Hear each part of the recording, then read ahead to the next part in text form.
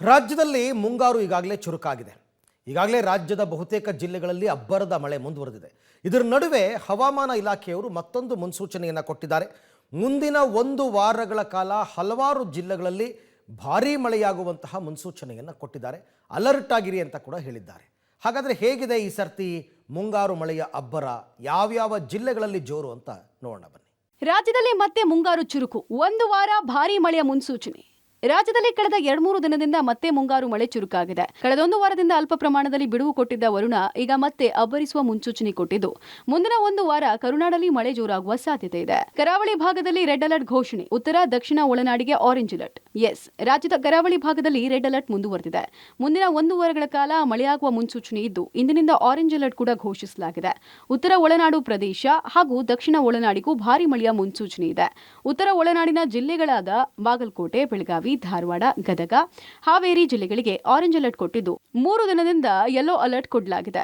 ಉಳಿದಂತೆ ಉತ್ತರ ಒಳನಾಡಿನ ಇನ್ನುಳಿದ ಜಿಲ್ಲೆಗಳಲ್ಲೂ ಸಾಧಾರಣ ಮಳೆಯಾಗುವ ಸಾಧ್ಯತೆ ಇದೆ. ದಕ್ಷಿಣ ಒಳನಾಡಿಗೆ ರೆಡ್ ಅಲರ್ಟ್ ಕೊಡಲಾಗಿದೆ. ಮಲೆನಾಡು ಜಿಲ್ಲೆಗಳಾದ ಶಿವಮೊಗ್ಗ, ಹಾಸನ, ಕೊಡಗು, ಚಿಕ್ಕಮಗಳೂರು ಜಿಲ್ಲೆಗಳಿಗೂ ರೆಡ್ ಅಲರ್ಟ್ ಸಿಕ್ಕಿದ್ದು, ಚಾಮರಾಜನಗರ, ಮೈಸೂರು, ಮಂಡ್ಯ, ದಾವಣಗೆರೆ ಜಿಲ್ಲೆಗಳಿಗೆ ಆರೆಂಜ್ ಅಲರ್ಟ್ ಘೋಷಿಸಲಾಗಿದೆ. ಇನ್ನುಳಿದಂತೆ ಇತರೆ ಜಿಲ್ಲೆಗಳಿಗೂ ಸಾಧಾರಣ ಮಳೆಯಾಗುವ ಮುನ್ಸೂಚನೆ ಇದೆ.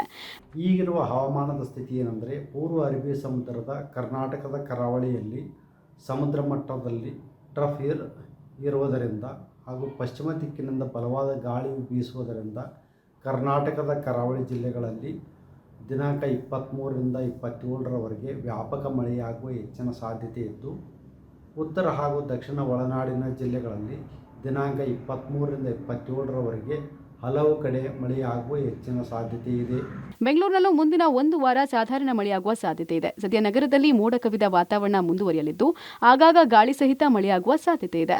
ಬೆಳಗಾವಿ, ಧಾರವಾಡ, ಹಾವೇರಿ, ದಾವಣಗೆರೆ, ಮೈಸೂರು ಹಾಗೂ ಚಾಮರಾಜನಗರ ಜಿಲ್ಲೆಗಳ ಕೆಲವು ಕಡೆ ದಿನಾಂಕ 23ರಿಂದ 27ರವರೆಗೆ ಭಾರೀ ಮಳೆಯಾಗುವ ಸಾಧ್ಯತೆ ಇದ್ದು, ಯೆಲ್ಲೋ ಅಲರ್ಟನ್ನು ಘೋಷಿಸಲಾಗಿದೆ.